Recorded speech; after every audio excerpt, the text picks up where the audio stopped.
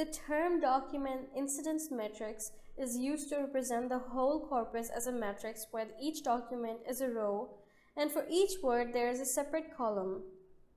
It describes the frequency of terms that occur in a corpus. If a particular entry at a certain column is 0, then it means that the corresponding document does not contain that word.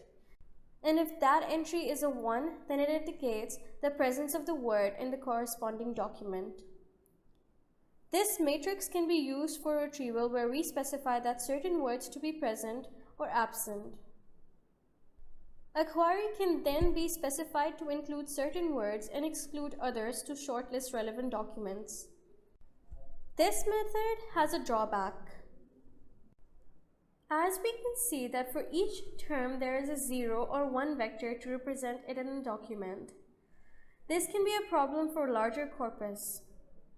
Because for millions of documents where each document is composed of thousands of words, we'll have an extremely large matrix with a lot of sparsity. If we take a more specific example, suppose we have 1 million documents and each document is about 1,000 words. Assuming there are 500,000 distinct terms among these.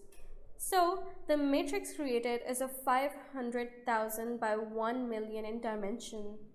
This means that there are 500 billion zeros and ones.